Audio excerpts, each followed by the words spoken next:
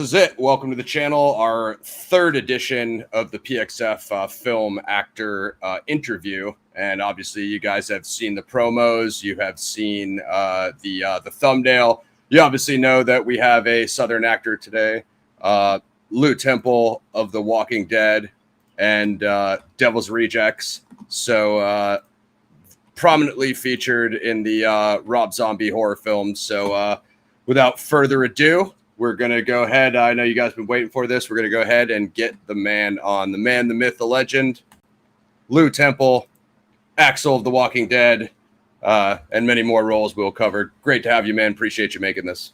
Hey, Ross. Thanks for having me. And let me thank your audience for their patience, as well as you for last week's little hiccup.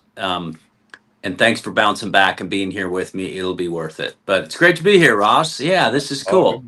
All good, man. Yeah, just I see him in the chat. So very special shout out to Drew Beeson for making this possible. Of course, he's been prominently featured on my channel. I know you guys are old buddies from back in Texas. So we'll be talking a little baseball for Drew. I don't think he would let me slide without bringing that up. Yeah, Drew's great. Yeah, great. Drew is he's how we were able to connect, you and I, and so I've been on his show a few times, so I always look forward to anything Drew's involved with, and now I've got Ross. I like those short syllabic names, Drew and Ross. Yeah, that's how me and Drew do. Keep it nice and simple, you know, with all the complicated content that we cover. At least we can have my last name is Sicilian, so that not so much, but my first name, you know, very doable, right? Right. Yeah, so, right. Yeah. We got him here, Volume 3, Mr. Temple, the actor. Of course, I just want to plug your sites real quick. You've got lewtemple.online. You've got the shop there where people can check out your merch. You have the criminally original handles, Lew Temple Actor on X and Instagram. Easy to find. Kept it short and sweet. Yeah, that was very creative, wasn't it? And but your creativity speaks through your roles, and we'll definitely get into that. And then, of course, Lew is out there on his socials promoting the Ace in the Hole, aceinthehole.com. If you want, you can just give that a quick plug. And yeah, thank you for that, Ross. I appreciate that. This is a project that I've written, and I'll be directing. It'll be my directorial debut, as a matter of fact.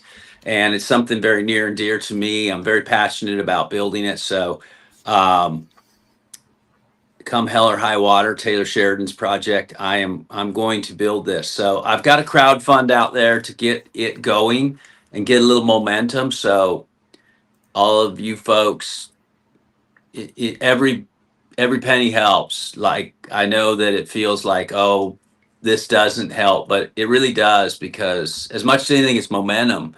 And the algorithms pick up on momentum, and then they start pushing. So please, if you're out there, you want to get involved with a movie, this is a fish story. This is a river runs through it, and it's couched around coming of age, a young high school boy being raised right, and then experiences a tragedy and does a little soul searching. So we've got some high drama, we've got some action, and a lot of fishing. So you like to fish. This is a movie, you don't see a lot of fish stories, and sure. And this is one. So it is fishing, faith, and family, and I like those 3 F's. I'm all about it. I love fishing. I haven't been in a while, and I know you guys have some sweet perks, like you know, casting some rods with you and the actors, and you can go on a fishing excursion with us. You can be in the movie. I've got roles that I've not cast yet. And just so you know, some friends like Sean Patrick Flannery or Chris Polahana, or Neil McDonough, or Bailey Chase, or Michael Rooker, or Sarah Wayne Callies, Kelly Lynch. Maybe I can talk Rosario Dawson into making a cameo. I have a lot of friends, as you know, and so I'm gonna call on all my heroes and see if they will throw in. So it'll be a very cool project to be involved with, and love to have you. we're making a team, a collaborative, and it's everyone counts in large amounts. So thank you, and that's at aceintheholemovie.com, aceintheholemovie.com, and that'll take you right to the Indiegogo page. So throw in, please. Absolutely. We'll get that Indiegogo link right in the description, guys, right here after the show as soon as it goes live. Appreciate you, Ross. Thank you. Yay. So many amazing names Lew mentioned. Of course, Sean Patrick Flannery from Boondock Saints, Michael Rooker, a legend, Neil McDonough, a Dorchester, Massachusetts actor. He's from around my way, Boston. Yeah. So, love seeing him and stuff. So great classic. So let's we'll come back to Ace at the end here. I want to kind of get into your origin. I just want to kind of ask you, was acting always the plan? Because I know that you had success in baseball. If I'm not mistaken, you were MVP at Rollins College. Yeah, I never had acting in my sights. I came to it late. I had a baseball career, as you know, and as you've referenced, and that I had finished up playing and was working in baseball for the Houston Astros as an executive by this time. I was still young-ish, but I had a life and a lifestyle. I had a company car and an expense account, and I traveled looking at baseball players and had a career, a definite career path. And I followed a young lady into a building to inquire as to her dinner plans, as young men do, or they used to, and it was a theater, Ross, and so that I kind of had not been exposed to that, or it just caught me off guard. I was so interested in and moved by what they were doing, and I thought immediately, I can do that, which I can't. I couldn't. I barely can now, but so at some point I left baseball. I mean, I had the opportunity to stay, but a wise man in baseball said, this is a lifetime career, and if you don't follow this little tickle you're getting from something else right now, you never will. You'll always wonder. And by the way, I'm not firing you, but I'm not rehiring you for the Houston Astros. And so I was sort of upset about that. I was really upset because it was being fired, but he was literally kind of kicking me out of the nest.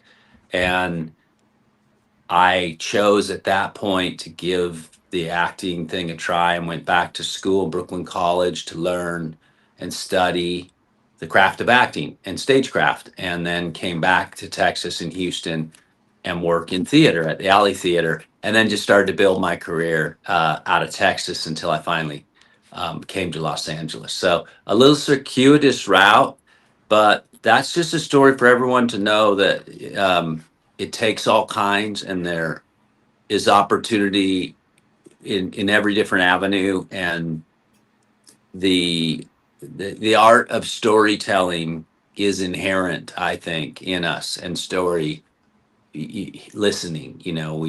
You have a podcast, people tune in to listen, so that's what we do. We like hearing stories, and we like telling stories, so become proficient at both, and that's kind of acting. So that's my little story.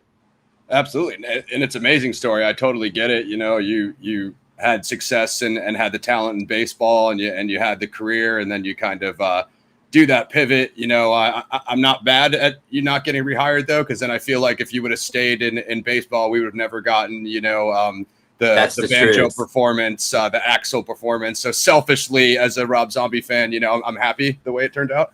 Yeah, probably some team. Because for me, I was going to run a team like a general manager. That was where I was heading, and I'm sure there's a city that's happy I didn't. The Boston Red Sox, for instance. But yes, and interestingly, I've only done 2 baseball movies. One was my very first effort, and that was very interesting because I got it a very circuitous route through working out with Charlie Sheen Well, he was in Houston, Texas, and I was working with the Astros. The owner asked me to come down to the field with, bats and balls in my uniform, and he brought this kid who I recognized as Charlie Sheen, who was in town doing a movie, but wanted to prepare for Major League Two. And so I worked out with Charlie every night, just getting him baseball ready. And he had a birthday party, and a lot of people from Hollywood came to Houston. And while I was there as his guest at his birthday party, I met two producers that were making Angels in the Outfield. And so they said, "Hey, Lew, you seem like a gregarious, good guy. Why don't you come do our movie, and don't go do Major League Two like Charlie's going to ask you, because you'll just be carrying his bags. You could be on your own and art." I mean, it sounded like a good plan for me. So I took some time off from the Houston Astros. I came out to the West Coast, San Francisco and Los Angeles, to film Angels in the Outfield. Carney Lansford, who was a former major league player, I think he did a little time with the Red Sox as well, mainly in Oakland A. He was the consultant, the professional consultant, and he knew me a little bit. And so he threw me into different scenes. And I think I had one line in Angels in the Outfield. And mainly I would just play catch with this young actor who was really just getting started. His name was Matthew McConaughey. And I haven't heard of that guy. yeah, and so he had a nice little role. There was another young man that was there who I'm going to say he didn't seem very athletic to me. It was Adrian Brody, who's probably going to win an Oscar this year, but for The Broodless. But maybe he just wasn't a very good baseball player. But he was rather comedic, at least, and which was fun. It was really great to kind of hang out with these guys. And then that's when I came back, and the Houston Astros had been sold, and the ownership kind of changed. And that's when the new general manager, who was Bob Watson, a great baseball guy, kind of gave me those words of wisdom. Long story. The other baseball movie is just recently, or it's actually on Netflix right now, called You Gotta Believe. You Gotta Believe. It's on Netflix. It's a family movie. It's a feel-good story. It's kind of Bad News Bears meets Miracle on Ice. It's a true story about the 2002 Fort Worth Little League team making their way to the Little League World Series and coming within a play at the plate of going all the way. So it's a great story with Luke Wilson and Greg Kinnear attached as cast members, and Patrick Reyna, who was in the original.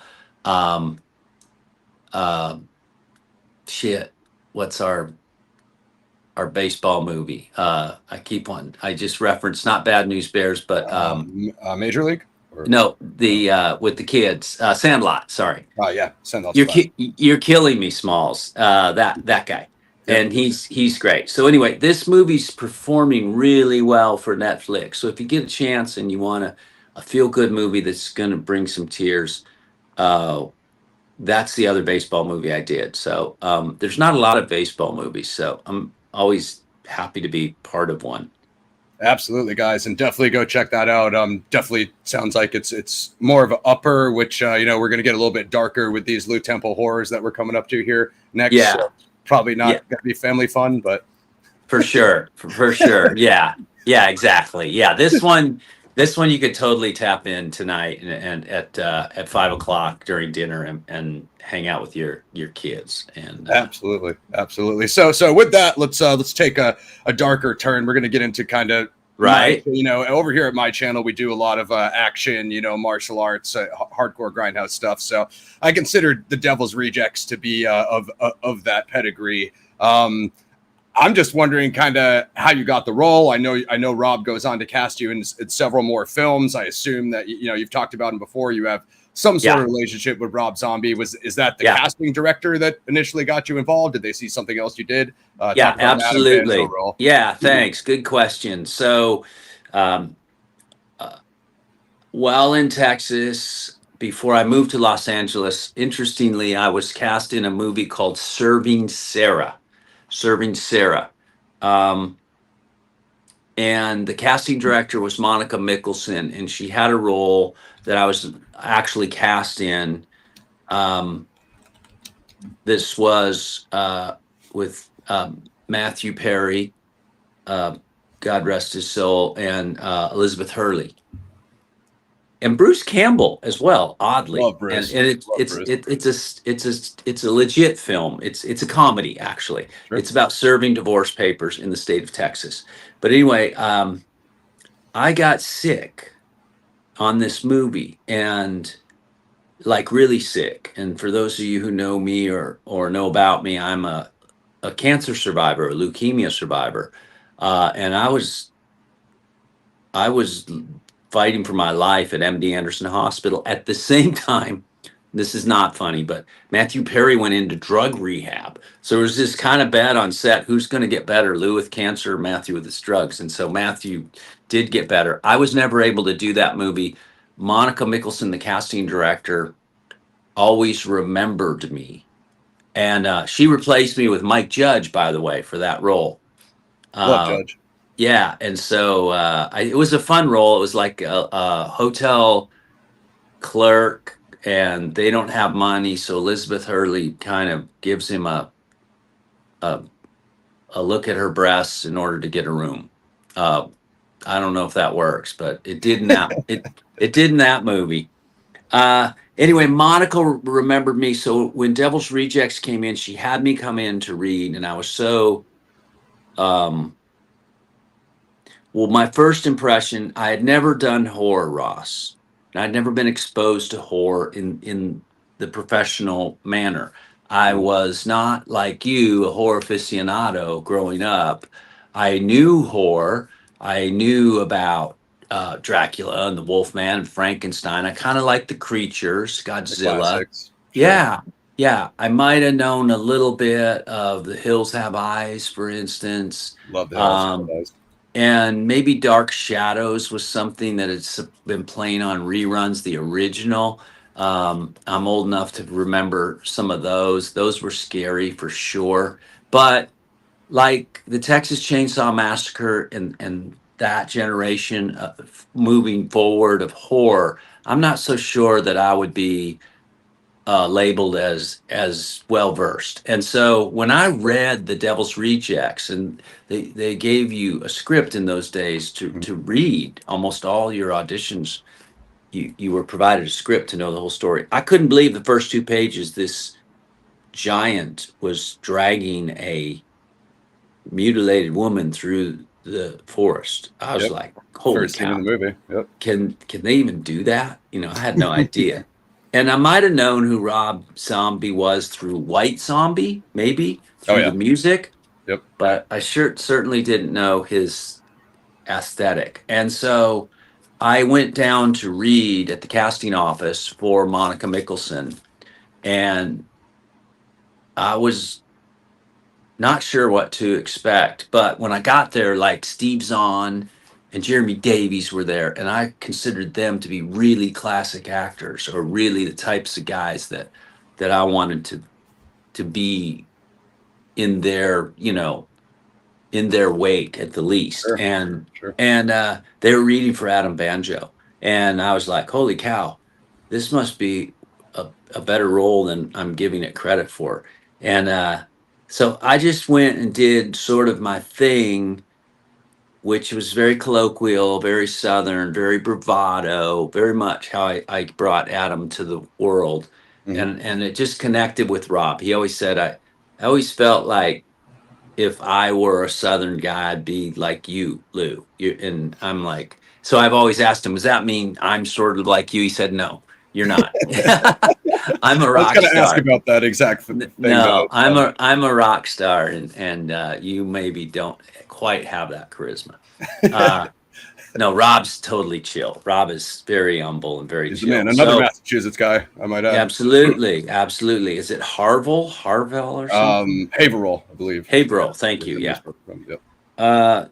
Well, then I went away, and I got a call. I was actually in Austin, Texas at the South by Southwest Festival, and Monica called and said, it looks like this is going to happen. And I was like, all of a sudden, oh, holy cow, really?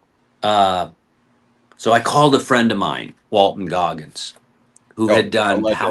House of a Thousand Corpses, right? My Mhm. favorite scene in that movie is the spiral camera that goes up after the execution with Bill Moseley there Mhm. and Walton on his knees. But Yep. and I said, Walton, hey, Legendary scene. I'm I might get hired by this Rob Zombie guy, and I'm a good Christian boy from the South, and this devil worshiper. And he just laughed at me because you're an idiot. Uh, do yourself a favor, just take the role. It's going to be great. It's going to be great art. You're going to have an amazing time and meet Rob and work with him and have a friend for life. And truer words have never been spoke. And that's exactly how it went off. So, um, we at the Devil's Rejects table read, there was just something, Ross, that was so amazing. And I'll never forget it. And I always remember it. There's this thing that happened that was, it was like the Super Bowl of table reads. And so we knew right there that there was something special. And it was mainly because the veteran cast, and specifically four guys, okay. Sid Haig, God rest his soul, right? Yep. Sid Haig, Bill Moseley, Ken Foray, and William Forsythe. These four guys had this very special veteran um, experience that they brought, and it just made us have to be better. And then also on set, there's something very interesting about this, and I want your whole audience to really understand this, because it may be going away. It's a nuance that probably isn't looked upon, but Bill and Sid and Ken and William and Michael Berryman and all these old pros, they have this capability of sort of pushing into the camera, into your personal space, right? And Mhm. getting in and sort of making you backpedal or at least lean, like, and the camera picks that up. And so there's always this tautness and tension in all these scenes. And then Rob geniusly added in a little snarky humor, a little dark humor to Mhm. relieve the tension just for a moment. Sure. Sure. So we could all laugh. That's Mhm. funny as hell. Oh shit. Now he's mad again. Here it Um, comes. and so I think that was so genius, but I also think it was so special. And you don't see that. Nothing against any of I love the genres. Horror is really accelerated in its technological capacity, in its storytelling. It's really on a good bent right now. But I do think there's something special in the acting of the genre that's not just Scream Queen, or not just Final Girl, or Sure. Sure. not just Victim. And that's what those four guys did. And I give the Devil's Rejects a lot of credit because of those four. I think that's inherently in there. Like in horror today, for me, uh, it would seem that there's two camps, right? There's the smile camp and there's the terrifier camp. And so your maybe I reference, and I'm not judging either, but maybe smile is a little bit more psychological Mhm. and terrifier is a little more visceral. How's that? Sure. Sure. So Devil's Rejects was amazing. I got to work with Jeffrey Lewis, who is he when you meet him, he hands you a card that says Clint Eastwood's best friend. Hey, I shook Johnny Cash's hand. He was great. He also is Juliette Lewis's father, a fantastic I actress did not know that. in her own right. But Sure. Jeffrey he gave me great advice like every step of the way, and we were friends. And I'm sorry that he too has passed. There's too many of them passing from this movie, Devil's Rejects alone. Um, obviously Sid, Jeffrey, Matthew McGrory, Yep. who Tiny. played Tiny, yeah. Um, um, Tom Tolles, who plays the ghost of Bill Forsythe's brother in Yep. that movie. White L. Um, Yeah, Sheriff Wydell, exactly. So Brutal. we've lost a few, and that and Jeffrey, if I didn't reference him again, um, and that saddens me because that was such a great cast, and we were. Um, you've seen the movie, the proof's in the pudding, and if you watch the behind the scenes 30 Days in Hell, Mhm. it's amazing, and it was work. It was really Absolutely. work, but everyone brought their game, man. Yeah, uh and it got real. It got real day one. it I believe was that. Yeah, it was crazy. So Yeah. sorry to hijack your interview, No, brother. no, no. This first of all, this is your interview. I'm just, the talking head here. But I just want to talk briefly about like my own relationship with the Devil's Rejects. So as you said, Okay. you hadn't seen House of a Thousand Corpses at the time. You went and read for Banjo. You called Walt. He kind of gave you the good advice. So people had always, I do like Texas Chainsaw Massacre. That whole thing that you mentioned, the Hills Have Eyes, that whole sort of incel genre. When I watched House of a Thousand Corpses, it was always 50-50 what people told me. Now, as you said, I was a Rob Zombie fan from his music, again, a local guy. So I was like, from what I heard, I'm like, I don't know, does this copy off Texas Chainsaws too much? I don't know. I finally watched it. I absolutely loved it, right? But what got me was the Technicolor, the supernatural horror genre. So I guess that's what I was expecting from the Fireflies.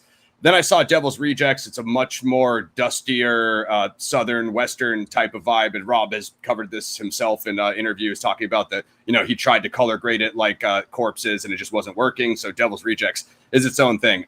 I actually really didn't like it as much as the first one on my first view because I didn't understand that it was the Western genre. Once I watched Rob talk about it and said, well, this is the Fireflies, the same characters in another genre, I thought, oh my God, that's absolutely genius. So I rewatched it a few more times. Now I absolutely love it. If you go into it thinking House of a Thousand Corpses, Dr. Satan, all the crazy things that you see in the first one, Devil's Rejects is just not that. It's its own story, right? So that's what changed it for me. Of course, Forsyth's performance, Wydell, there's just a lot there. I want to go specifically, you talked about Mosley.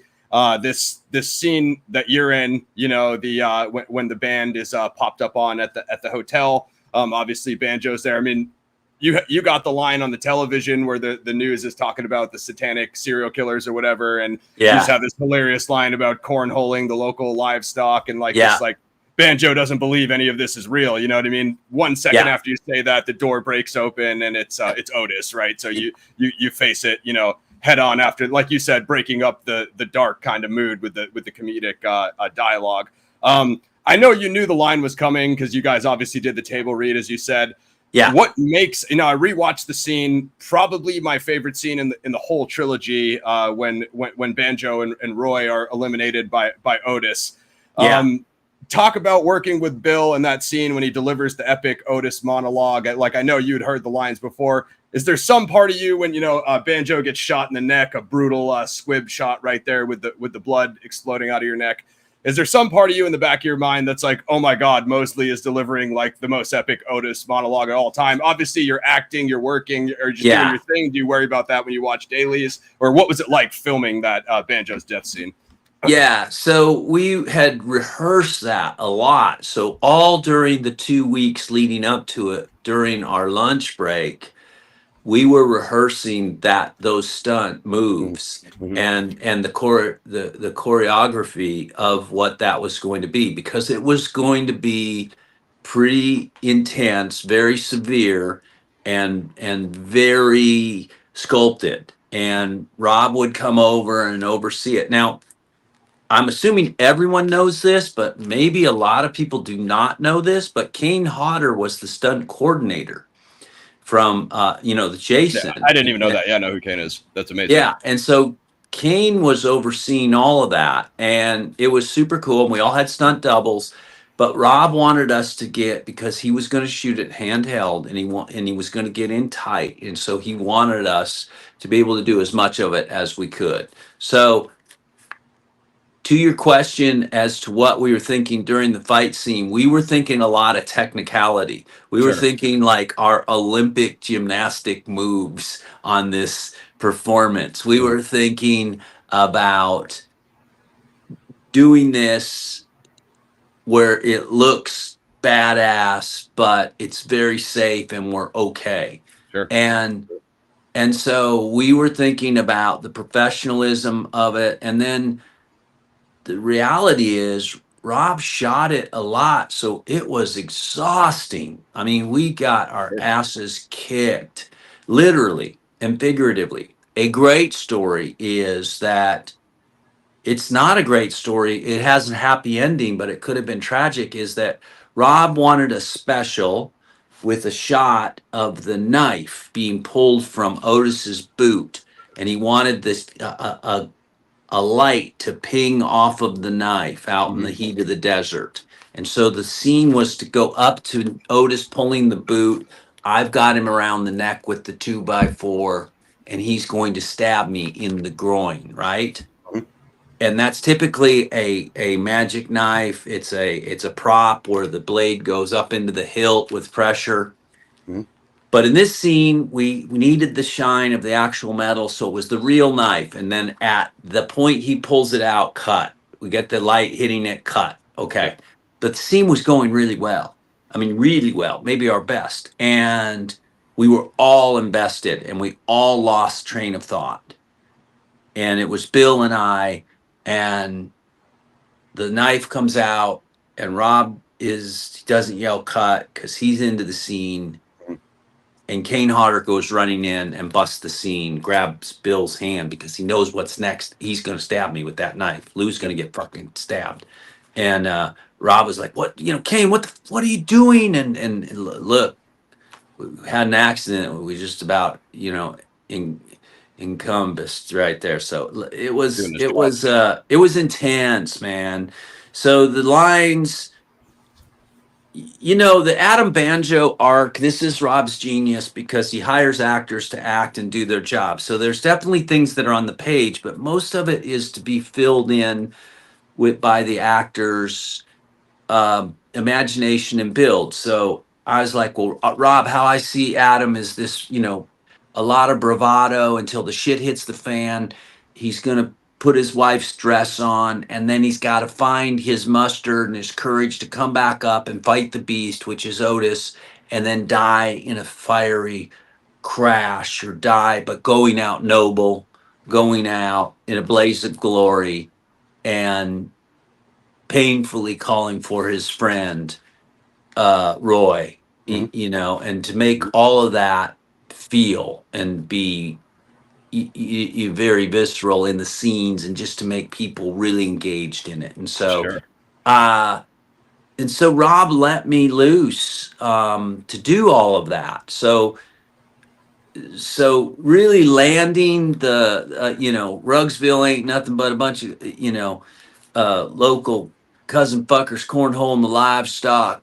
Rugsville and kiss my ass, fuck me running. Most of those lines are there, but it's sort of the intent and how you do that. And so that's just me being a big swinging dick until the shit hits the fan, of which Rob said, okay, you see someone get executed, what would you do, Lou? And I just felt like I would lose my lunch. I would throw up. And so he goes, perfect. Let's get the Campbell's clam chowder in here.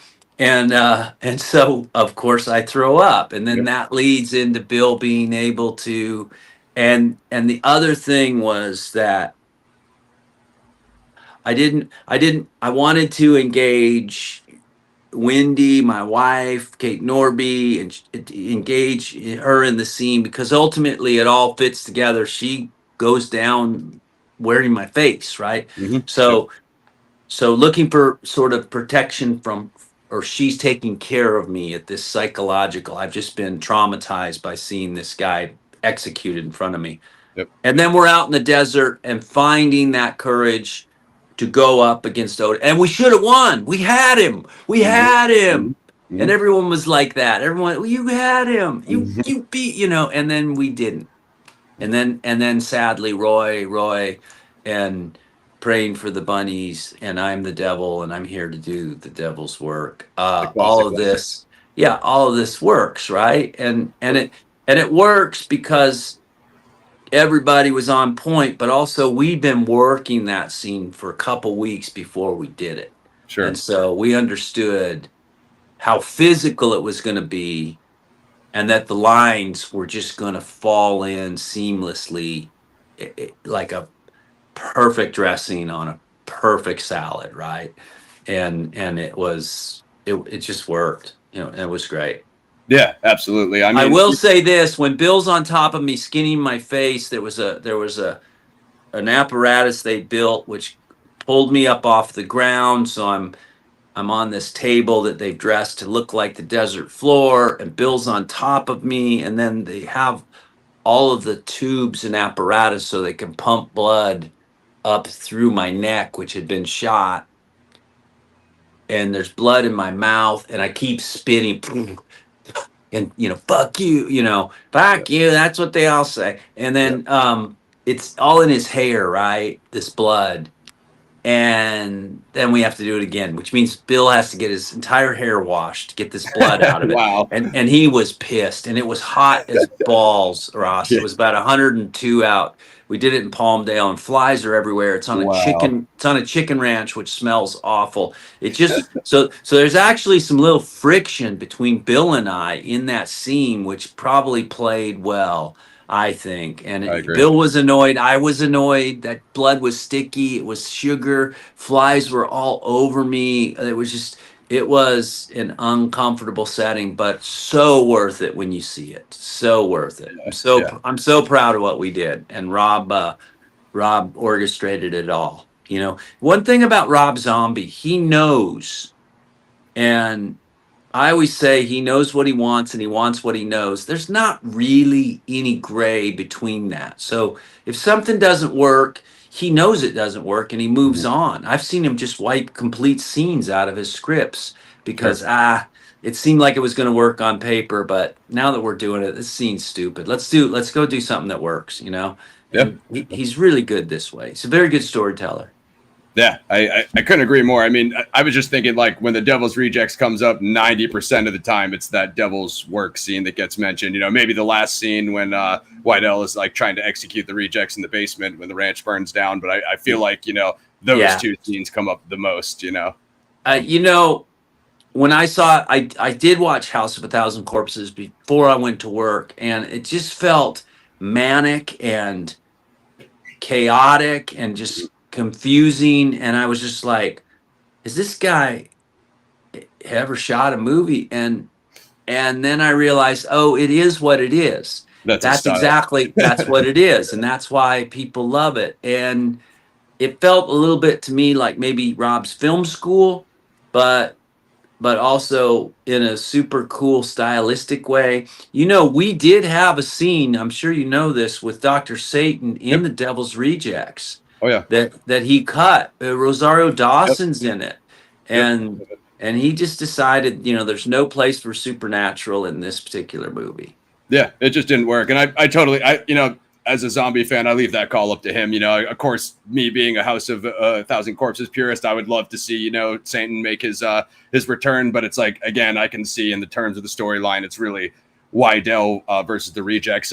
Real quick on just the Banjo Sullivan band, one thing I noticed on my last rewatch when I was preparing for your interview is you only get about 20, 30 minutes screen time with the band, but you really feel like you get to know the band just through that back and forth kind of sideways dialogue they all have. Jimmy, Yeah, and Roy, and, I think that was important to Rob, and I also feel like in general, one of the other important elements of The Devil's Rejects is every character, whether major or minor, has a certain story arc. Sure.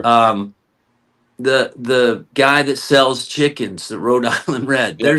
he's got a life, and we kind of invest in these lives, and then they're taken away from us, in one form or fashion. But I just think that there was so much juiciness and so much engagement in the characters that it really worked. And that's because that 30 Days in Hell Rob took his time investing in fleshing out those characters. So you look, Rob's in a band. Rob's been in a van band. Rob has toured the nation in a van. He knows what small talk between band is. It was important for him to land that. That was an important part or homage to his, his vocation as a rock star, what it was to not be be traveling in the motel and unpacking the van and little, chirping at each other and the camaraderie and Sure. my titties don't flap and you're going this, that all of that is genius, and it endeared those characters to the audience so that when those characters were in peril, um, as intense as the fight with Otis was, the scene with Priscilla Barnes and Otis in the motel that tension was unbearable. It was Right. palatable. That was incredible. Yep. And the sexual tension just overwhelmed, Otis, the character. It was crazy. Yeah, the And whole build up from just when they just burst through the door to when when Otis walks you guys out into the desert, you know what I mean? Just the pacing is absolutely outstanding. And that's what's that 30-40 minutes into the film, so you're barely halfway at that point. So it just, and real quick, just moving on from your scene, is the way that Rob plays with good versus evil alignment, whereas Sheriff Wydell, right? He's the good guy, right? He's going after the criminals, but as he becomes deeper into the alcohol and more blood drunk, when he's chasing Baby at that end scene there, and the way Rob does the music and the pacing, it's almost like Wydell becomes the villain. And even though that Baby is a serial killer and a psychopath and a bad person, you're like rooting for the rejects to get away at that point. Like the Fireflies, you're like, oh, like you want them to live, even though they're bad, and now Wydell was the good guy. Now the way Rob films it, it's like he's the bad guy in that final scene. Just it's crazy, right? All of a sudden we're rooting for the rejects, and so I do think with sort of all the poetry that Rob, puts in, which I always felt like the opening scene with the shootout where they come in, and that's Tyler Mane, by the way, who had replaced, who was doing Rufus, who had replaced Robert Mukes in that scene. I thought it was so poetic, just the music and the shootout and the slow-mo, and then bookending it with the end of the movie with Freebird and the shootout, also slow-mo, and just a kind of a wise poetry presentation being put forth. So there's a lot there's a lot to be said for Rob's vision in that movie. And I think the time, like we don't shoot movies in 30 days anymore. He's not afforded that opportunity, but when we used to do it, we didn't think 30 days was very long.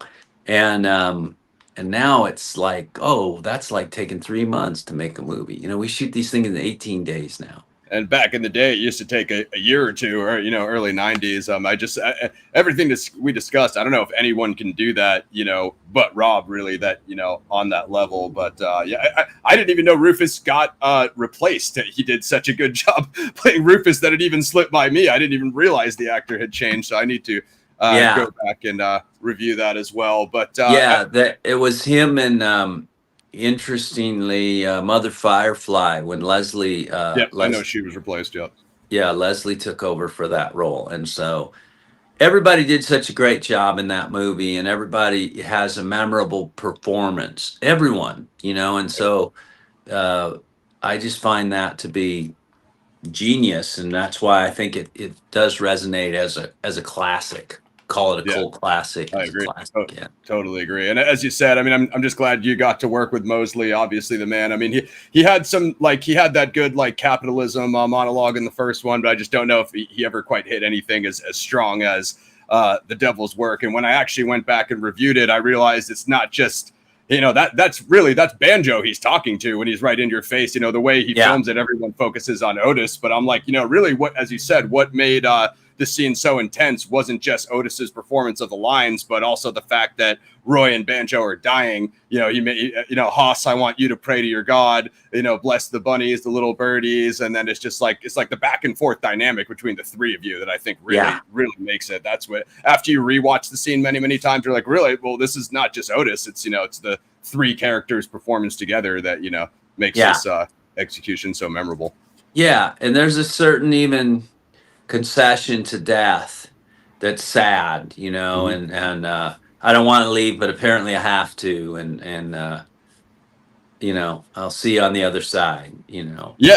The other thing I wanted to mention too is like the way he sets up Roy is like the two interactions Roy has is basically Baby hitting on him and him enjoying the attention and then kind of crapping on Jimmy to follow his dreams as a rodeo clown. Roy dies shortly after that, so you don't really feel like he's this great person, even though you don't want to see these people die for no reason. But it's just the way Rob plays with everybody's background. You know what I mean? It's just yeah, like it was. At your heartstrings. It's very fun with Roy because even in the hotel, when it's his wife that's sort of being, you know, harassed, he's kind of engaged in the television, you know, look at that octopus, you know, I mean, he's so beautiful. And that's just Jeffrey Lewis. That was all Jeffrey playing the opposite, just playing the opposite of what you might expect in that situation. Sure. And that it's kind of genius. Yeah, Jeffrey was amazing. If you don't mind switching some gears, I'd like to do a zombie film that I feel like is underrated, overlooked, and that's 31. You know, so as I mentioned, I was part of the campaign, so I got the hoodie here when Rob did the crowdfunding there. There you are. With the clowns on it. I feel like the criticism 31 gets is kind of unnecessary because I feel like a lot of people don't understand it. Like, I feel like Rob kind of made that for us, like the Rob Zombie fans, and like allowing us to be in on the crowdfunding and stuff. Of course, it's a micro budget compared to a Rejects or a House of Thousand Corpses. So when people say it's not good or it's not what it should be, I mean, first of all, Malcolm McDowell, I'm a massive fanboy of A Clockwork Orange. I feel like McDowell doesn't really have any bad movies, right? I mean, he's an absolute legend. Maybe not quite as deep of a ensemble cast as Devil's Rejects, but you know, still pretty stacked with Meg Foster of They Live. You know, it's an absolute classic, and you know, there's several more that he repeats from the other films. But of course, you played Psycho Head, and then he's got his brother Schizo Head with him. These are the psychopathic clowns in Murder World that kind of track down these people. I mean, I know Rob probably approached you at some point, just talk about like getting involved in 31 and maybe some of your initial thoughts. Yeah, he definitely wanted to push the envelope with these villainous game participants, and he wanted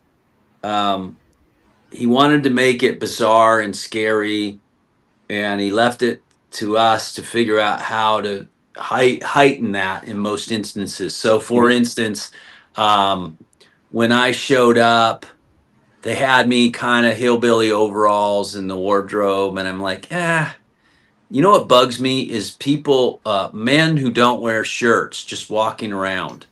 I just find that unnerving and trouble. Like if some dude walks into a store without a shirt, he's definitely shoplifting, or he's gonna cause trouble. And so I'm like, I'm not sure I'd wear a shirt. And Rob's like, yeah, agreed, no problem. That'll give me more chance to put makeup on you and masks.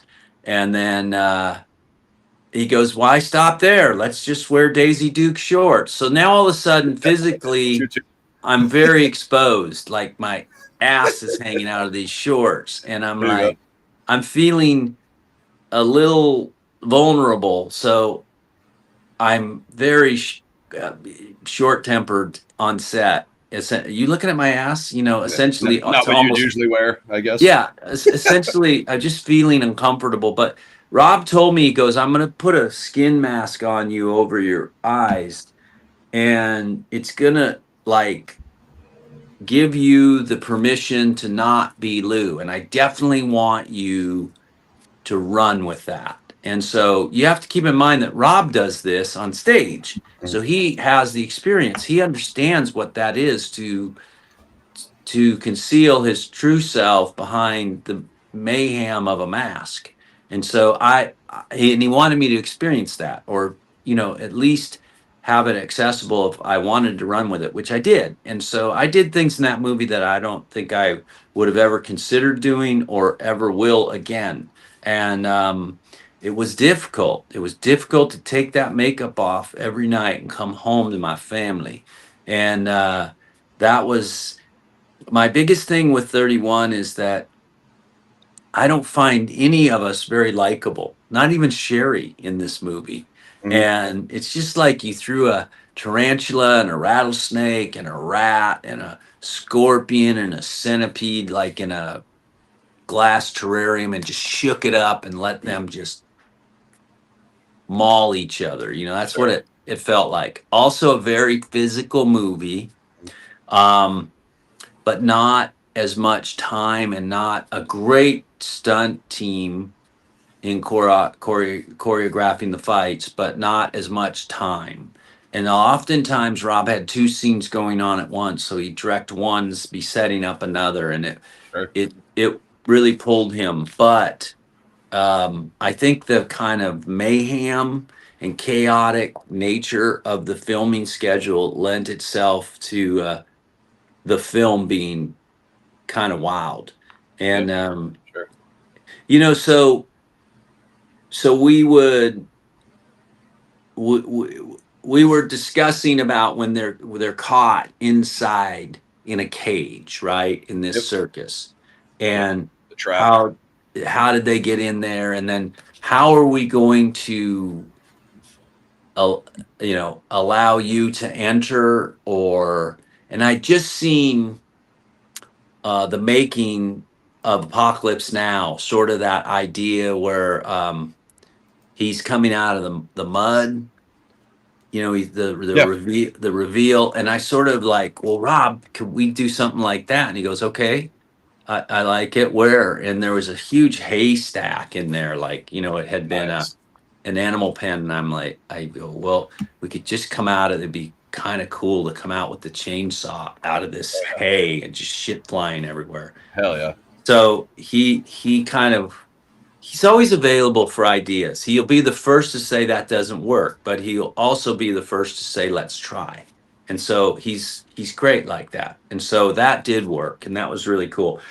Jeffrey Phillips and I had this fight, and then of course Meg Foster on my back, and she was entirely committed, and I was nervous about like hurting Jeff. We've got a lot of chainsaw fight is a crazy fight, might we add. You guys pretty much go wild with the chainsaws. Yeah. And I was just like, holy shit. And so we had a chainsaw that was electric, that was much lighter, but it broke. It never really worked. Like, those things are always hanky. So now we have a real chainsaw, which was like 60 pounds, and I was like, shit, this is heavy. I mean, it was all so physical, this movie, and I was just like continually just being angry. I was an angry man on that set. And but I feel like Rob didn't want anything safe happening, and so we always worked in different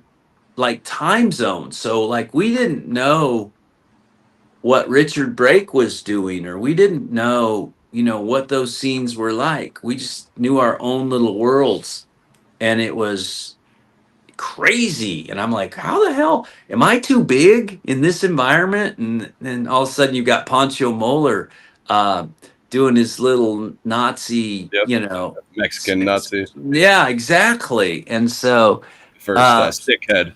Actually, I wanted to, since you brought that up, so if you've seen, Rob signed my Blu-ray here, and then when you pull it up, the menu is actually sick head on when you put the Blu-ray in. So that's awesome. Yeah, is he speaking in Spanish? It's just like the little thing of him, but yeah, that's. I mean, even how Sherry was going back and forth with him with the Spanish lines, just an amazing dynamic there. And I like the way he compartmentalized the shooting units, as you said, because I felt that, as you were saying, it lent itself to the film. Like each one of the heads kind of has their own shine when they attack. You know, it's starting Right, right, then right. Psycho.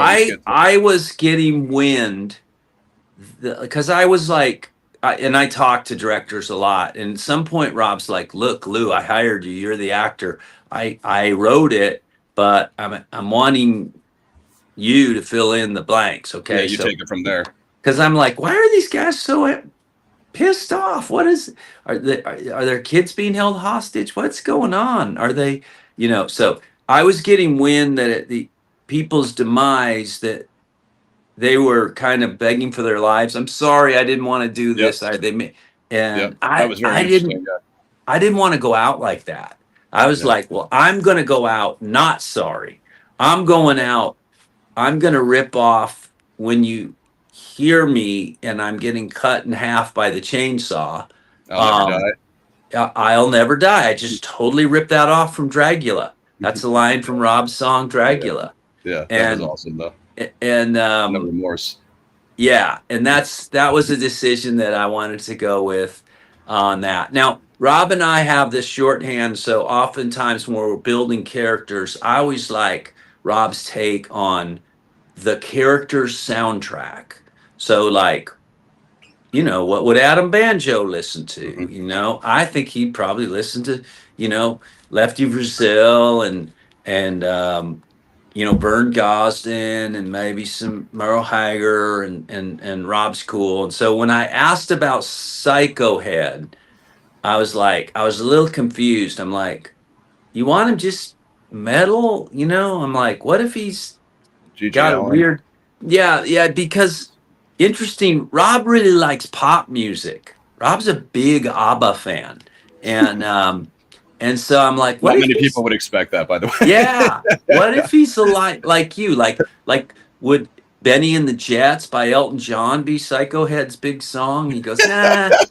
He goes, I'm thinking more Black Betty by the Ram Jam. Yep, I can see that. And so that was what I would play. And so I would get the sound department to blast that song just before we shot, like in the studio. Yep. And then there's Spiderbait. This band Spiderbait has a version of it that's really crazy. Sure. And so I would play that one, and so Rob was always cool with that. So there are interesting things that he's done. He only wants the scene to be right, and he only wants the scene to be great.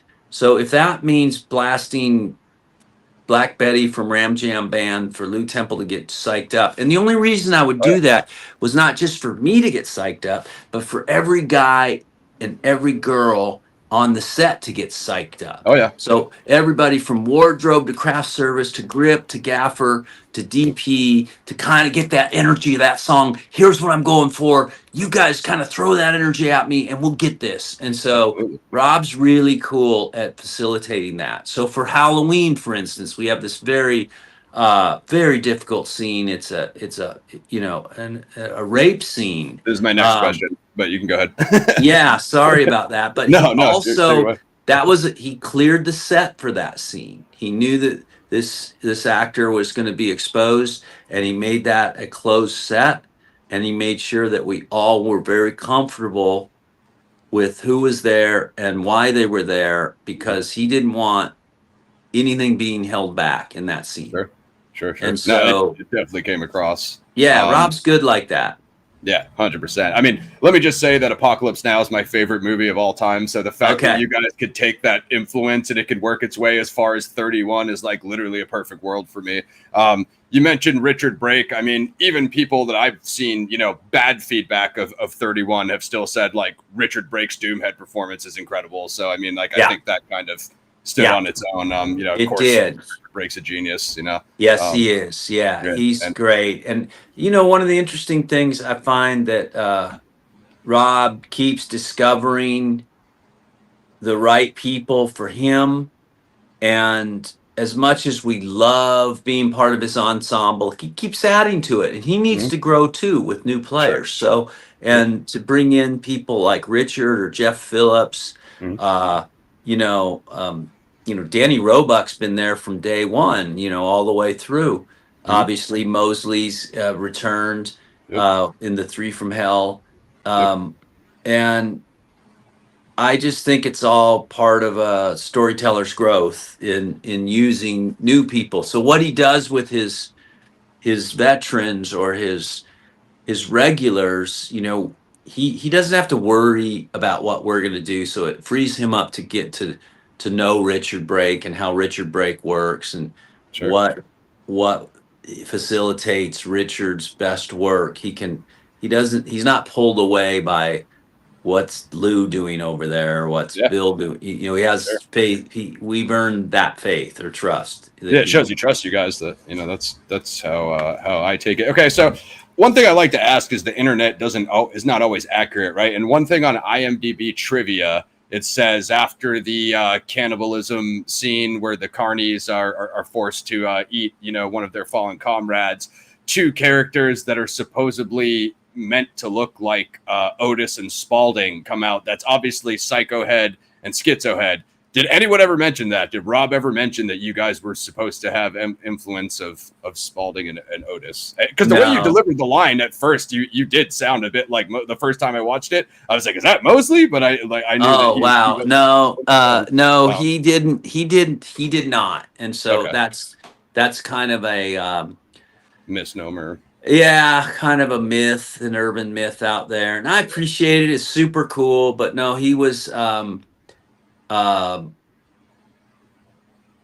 he I feel like in 31 he was actually doing exactly what you said, trying to give his audience their movie and their own movie that didn't Mhm. have any um, baggage from the other movies. Sure. So Sure. I do think they were characters that were original for Rob, and he wanted them to be original for his audience. And Sure. so he was taking a break from Bill and Sid on that one. Sure. Sure. Let's just say that. Yeah. And so because it would have been really easy for him to put Sid in to do Doomhead, for Yeah. instance. Yeah. Right. We can't ever imagine anyone doing it but Richard Brake. Of But course. Of course. as the movies, and there's this crazy clown that has this monologue. I mean, we all would have thought Sid Haig at that Mhm. point before the movie's made. So Spaulding. Yeah. I feel like he was kind of transitioning into his next ensemble at that Sure. point. And Yeah. Yeah. I agree with you. so he was maybe not wanting to reference Spaulding and Otis too much. Sure. But Sure. what he was trying to do was get back to his fan base's appetite. So, because Mhm. keep in mind, he'd just gone through the psychological, or what I call his Rosemary's Baby in Lords of Salem, right? Yep. Kind of that head space. Sure. So he was maybe trying to get back to the mayhem of what his fans were wanting. Sure, the grindhouse ultra violence. Yeah. Just because we brought him up, and again, I forgot to mention this when we were talking rejects. I would probably say the last legendary performance of Sid Haig. He obviously cameos in Three from Hell, but his health problems had set in, which prevent him from playing the full time Spaulding role, where Brake kind of steps in as the Firefly's cousin or whatever that was. But man, just as you said, the cast members who have passed on and just the ensemble cast, like not enough things. Even if you would have watched it back then and said like, hey, maybe I don't think this is the top zombie movie. Like I think if you go back now, like we were both saying, with that amount of many people, gone now, and especially Spaulding, since he's so integral to the Firefly storyline. Like for instance, even when Spaulding shows up to the Roy and Sullivan scene, Banjo and Sullivan scene, the first thing Spaulding and Otis do is get into an argument. You know what I mean? Start swearing at each other. Yeah. You know what I mean? So it's like his introduction, stealing the car and whatnot. I think it's genius. I think Sid was genius at all of his work, and that's my favorite. I know he's a legend, but that's my favorite and role. Foray as well. I think Ken. lives up to those lines as well. I think he does get his credit. He should get more. I love him as Big Joe Grizzly in the bathroom scene in Halloween. Mhm. Oh I yeah, that was great. Yeah, I just rewatched that as well. Hilarious. Yeah, I Talking love him Supreme. in Devil's Rejects. I think he was unsure of what they were maybe trying to do in Lords of Salem, Hmm. maybe. Hmm. Um, but yeah, Ken's great as well, and that's what I mean. These guys are, Another legend, sure. yeah, Horror yeah, legend, and of course Mosley, as we mentioned. Since you brought up Halloween, we'll go straight. Oh, actually, just real quick, like your thoughts on Malcolm McDowell's cameo in 31. I mean, are you a fan of Clockwork from back in the day? I yeah. mean, Sure, Henry of would course be, I am of of course, a Clockwork, and legend. so we had done Halloween prior to 31, so that's where we first met Malcolm. Yep. And so that is the exact example of Rob Zombie getting the opportunity to work with one of his heroes, Malcolm McDowell. Hmm. And Sure. and so for Rob to be able to have us, whether it be Danny Trejo or Lew Temple or uh, you know, who well at that point, keep in mind he finds Tyler to play Robert Muke's role. I keep referencing this, but Rufus, Hmm. and then Tyler Maine becomes Mike Myers, right? And that, I'm sure Rob Sure. understood who Tyler was after having worked with him. But back to Malcolm is just the idea that Rob got to really invest in working with two new people, mainly um, Malcolm and Scout playing Laurie Strode into that ensemble, and then letting the rest of us sort of find our way, and it's not that he didn't direct us, it's not that he didn't oversee what we were doing, but he just had that confidence in us that gave him a lot. So Absolutely.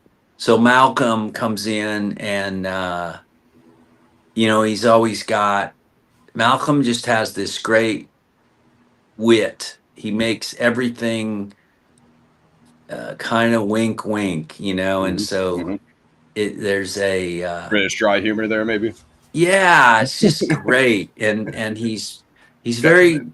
he's very capable of like compartmentalizing what needs to be done in a scene. He's Sure. very good at that. And he's also very good at um not revealing what needs to be done in a scene. So he will actually come in and improv everything around what needs to happen in the scene. He'll just sort of throw off this, these phones over here in the United States. Why do they dial the wrong way? It is just, and so, but the Love that. reality is he's got to make a call. And uh, I got to watch he and Brad Dourif do a couple of scenes because I was working later that day, and it was Mhm. just wonderful. And it was wonderful to watch Rob direct them. And so then Malcolm to be able to come back in and have a laugh with the powder wig and Mhm. and and this is 31, and really enjoy it, just chew up the scenery. That's what he does. That's why we love Malcolm Sure, McDowell, man. sure, sure, And sure. so I just think I think I think Rob and Malcolm really like one another, and they found a director actor harmony, which is Sure. very typical. I've never seen Rob not be able to connect with, keep in mind, Rob Zombie's a performer. The intensity of his shows on stage far out uh, electrify a fight scene between Otis and Adam Banjo. I mean, Yeah, sure, he sure. brings it. He brings it on stage when you watch him. Yeah. So I've seen him a few times. They had the massive monster statues and he was riding in on top of them, and I just like the know, right? coordination, you're like, my God, it's like a $500,000 set. Like just for him to go up there once. Dude is Yeah, dude's it's an absolute crazy. legend. Yeah, of course, Malcolm. And then, of course, the 31 twist, the satanic ritual, and they all put on their regular clothes and go back to their regular lives. I mean, I thought it was awesome. I wasn't sure why some people were just being so hard on it. On like, again, it's like a bit of a micro budget. I'm like, I think this is exactly what Rob's, fan base wanted. Yeah, if you're outside of Rob's fan base, maybe you didn't get it. That I can understand. I guess people were sort of inquiring as to what's the point, why did all this happen? Why, what's the resolution? What's the, and the bad guys got away or whatever, or unfinished, unresolved ending. I mean, I could, but just the Richard performance of Doomhead at the end makes it all. Since you brought up Halloween there, and again, I thought, again, this is a tough spot, right? Because Halloween's this legendary horror film. I love John Carpenter. They Live, The Thing are two of my favorites. Of course, the original Halloween. Unfortunate that him and Rob had that disagreement for whatever reason. I actually really I'm probably the least remake guy ever. And again, maybe it's just because I'm partial to Rob's work. I actually really like the Halloween remake, and I just watched it again. I thought it held up. Even when people said the second one was like not good, I'm like, this is actually quite similar to the first one. Like I never understood that thinking. It's like if you like the first one, I think you would like them both because they're such similar films. Of course, McDowell's rendition of Dr. Loomis, it's a little bit different than the original.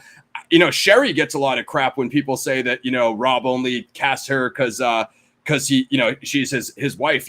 As you said, I thought she was amazing as Candy in 31. She did amazing as Michael's mom in Halloween. I think she's the best character in 3 from Hell, as you said, as Baby Firefly. So I really don't understand that criticism as well. But again, it's a bit of it's quite different than the first film, right? Rob spends more time on Michael's origin, which I think gives more pre-context to the monster that Michael Myers becomes.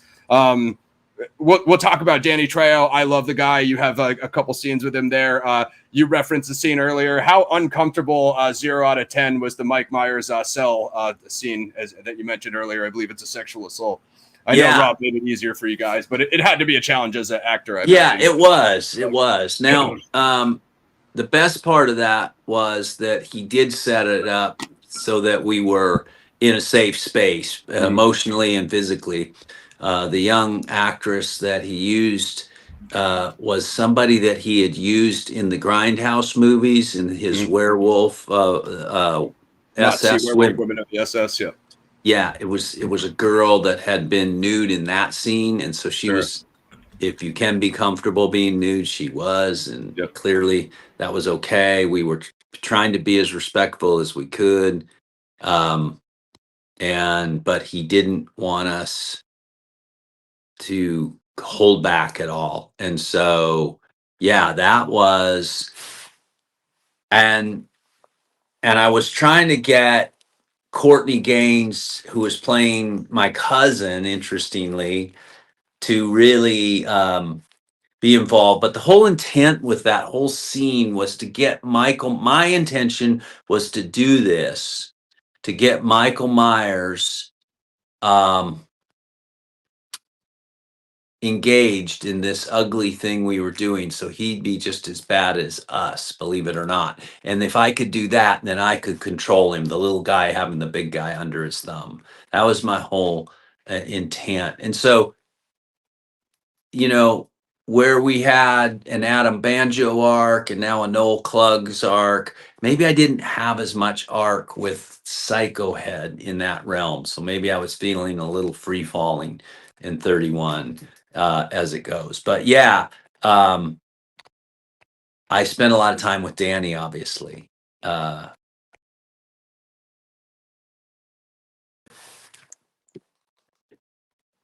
feeling like we are.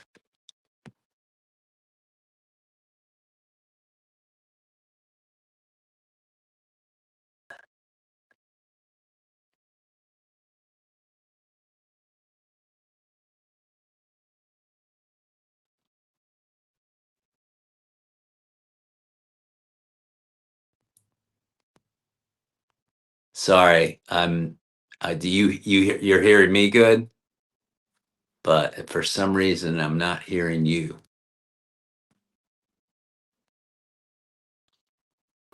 Okay, I muted. That explained it. Thank you, guys. I don't know. Yeah. I literally didn't even click anything. I don't know what happened there. The cream of the crop here with Lew Temple. Talk about working with Danny Trejo, the legend. Yeah, it was great. So Machete, I love him.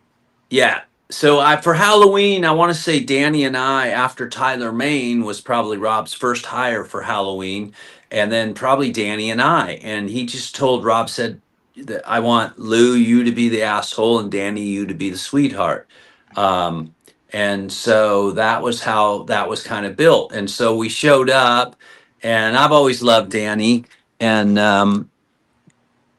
he was great and really good. He's really good on his feet, like at improvisation. So, and that's some place that I really enjoy. So I was like, well, Rob, I'm really going to just pick on the whole Mexican Latin heritage here on this guy, Ismail, who's apparently my boss, but I'm not ever going to let that be known. I'm not going to be, and just be kind of racist a little, and Rob just let me chew the scenery with that, and Danny was great with it. Like I'd be smoking a cigarette and talking about shit, and then he's like, you can't smoke in here, and I'm like, oh, you don't tell me what to do, and yeah, and so it was really lovely. It was great, and so Danny and I got close. So Danny was telling me about like when you use the facilities, the bathroom in prison, you take your shorts off. You take your underwear off and hang them up because you don't want to be caught in the bathroom, which is typically where you're going to encounter an altercation. You don't want to be caught with your pants down. That's what the term comes from, because you can't run and or defend myself. So we had this conversation, and I used it into the scene where my whitey tighties were down around my ankle, where I couldn't run from Michael Myers. They tripped me up, and interesting. And he was able to capture me. And so it was all about not being able to escape, and absolutely, and begging for my life. And again, the intention was to just get Michael Myers to do something very ugly. Some of the criticism for like the Michael Myers, is he the boogeyman? Does he have a conscience? Did he have an upbringing? Did we, like get our comeuppance? Did he have vigilante justice there for what we were doing? Those were all things that were under fire. We were aware of that, but sure. But we just wanted to pay as much homage as possible to John Carpenter's version, and play it pretty clean. And I think the number 2, as you said, was closely related, but I also think there was that little element of psychological terror that was kind of leaning into Lords of Salem to come. Sure. With the white horse and whatnot. So absolutely. So very interesting. Halloween was great. Danny was exceptionally lovely. Tyler has such a good he's a good actor. He's not just a big dude, an athlete, but he's actually a really good actor. So he was great about understanding what needed to be done in the scene and what his place in the scene was, even though he doesn't have lines, right? I thought he did really good. I love the mask making and the cell and him wearing the Halloween mask. That's what he remembers from being a kid. I mean, that's how I read the scene. He did have the vigilante justice against you guys. He takes it further and kills Danny's character, who was, thought that he treated good. So that's just more of the psychological trauma of Michael Myers. But right. The whole thing works. Interestingly, so that scene's that particular scene's on the director's cut, Rob's cut. The Weinsteins, who produced the movie, Bob and Harvey, had tested the movie, and they were concerned about how that particular scene would test with the female audience. If you can believe that, the Weinsteins, Harvey, and so They went Chill. to Rob and said, "Is there a chance we can alter that in Michael Myers' escape?" And Rob was like, "Nah, it's not really my vision." And but they ultimately just threw a boatload of money at Rob to be able to reshoot Michael Myers' Escape, which allowed him to bring Bill Moseley in. I think Tom Tolles at that point. I think Leslie Easterbrook, um, which was great. I appreciate it. Except that we put so much like personal work into that scene. So I'm very happy that Rob puts it on the director's cut. That it's out there as Rob's version. Absolutely. But in the theater, that scene was not showed for fear of alienating the female audience. That's interesting. Yeah, no, I mean, I thought the whole thing worked. As I said, I thought everybody did good. I would have liked Michael to get the mask a little sooner. He goes back to the house and digs it out of the floorboards. But I mean, I thought overall in terms of pacing, like I said, it still held up. There's a lot of horrors from that period that I wouldn't even watch nowadays. Of course, I'm partial to Rob's work, so channel you're on. If you want to switch gears quickly for the Walking Dead fans, I'd have to mention your Axel performance. Thank you. This show was like, I've never seen anything catch lightning in a bottle. Like, I remember watching the first episode, and it just, again, there's tons of people I love in it. You mentioned Rooker. I was on Norman Reedus, before he was even on that show, but just talk about working on that show. Had you heard of the comics? Did you think it would become what it became, which was, I think it's the biggest show I think I've ever heard of. Maybe Game of Thrones kind of had that at one point, but Walking Dead, I mean, it's still going with 3 or 4 spinoffs now, right? So no, I didn't think that it would. I actually never thought they could do it. So just because of my horror pedigree, there was the comics, or actually graphic novels, came across my desk, and I thought they were ultra violent, and I was like, I don't see them for being TV. able. Yeah, no way. And then they did it, and I was like, holy shit. And so I first went in to read for casting for the role of Merle, and we did the monologue up on the roof, and thankfully they found Michael Rooker, and that was perfect. And then I went in a few weeks later to read for Merle Had a Brother, who didn't have a name at that time, nor did he have any lines. And so they just like read the same stuff, the same monologue, but do it different. And that was for Daryl. And thankfully they found Norman Reedus. So by the time Axel came around, they sort of had a sense of me, and they asked if I would put that on tape, which I did, and that worked out pretty great for us. And so I didn't know when I showed up at season 3 down in Atlanta, Georgia, how big the show was becoming. I didn't know that it had that kind of traction. But by the time season 3, we were in the middle of it. It was a runaway train. It was huge societal phenomena, cultural phenomena, and it was great because we stayed under the radar from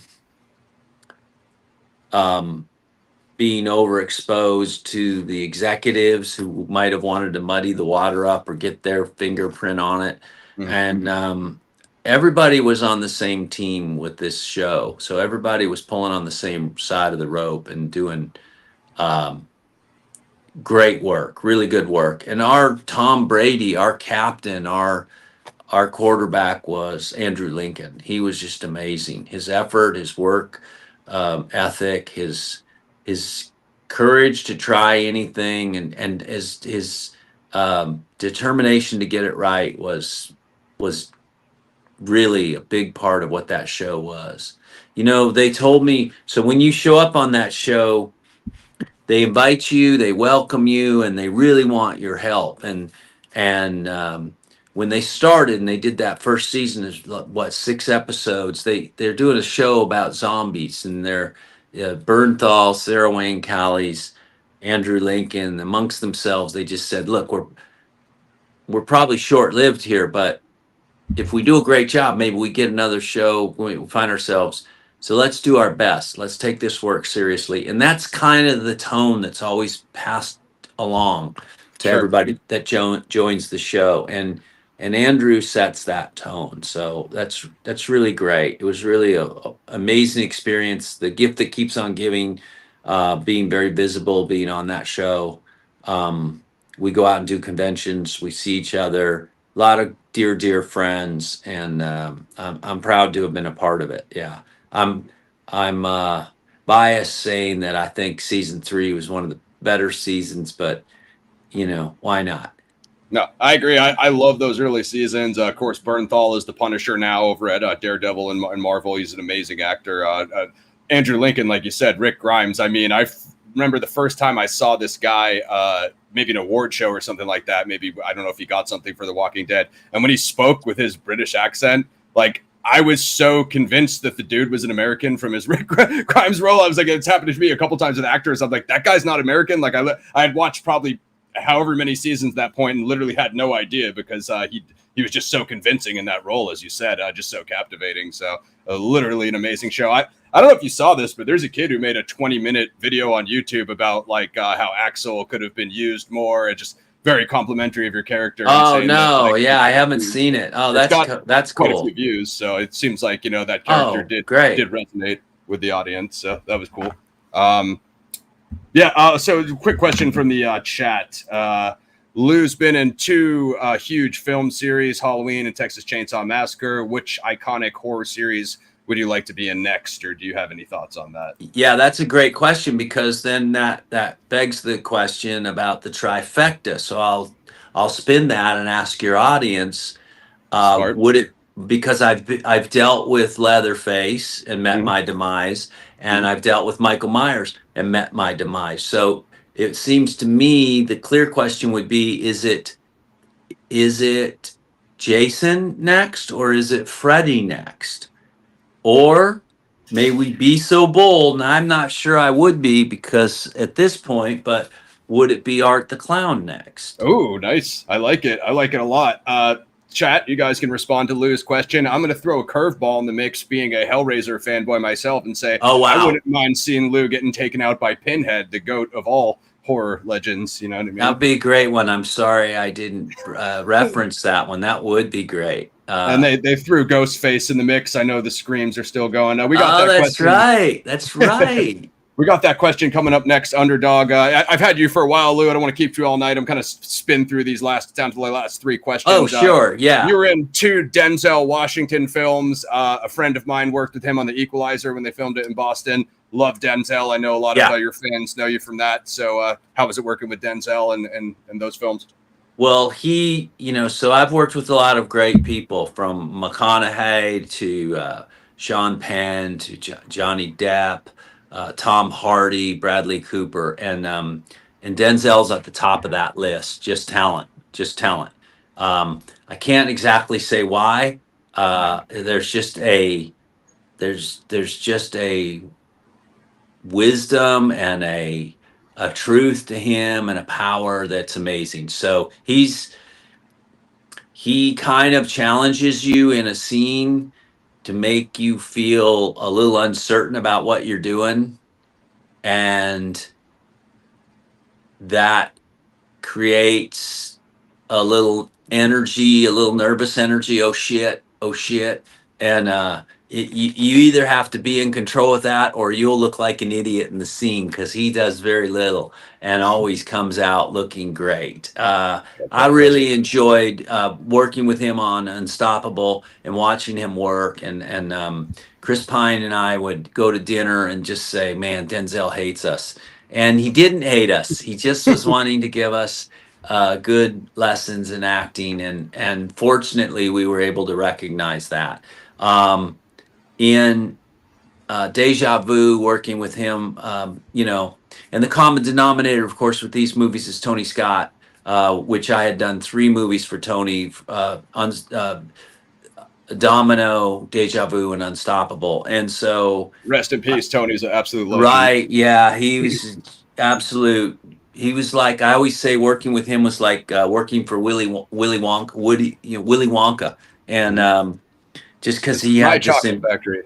Yeah, he had this infectious personality and just this energy. And so Denzel was really capable of that. And Denzel does so much under the radar that people don't see. So super powerhouse, super good at what he does. He may come off a little passive aggressive, but he gave me some good advice on the red carpet of Unstoppable.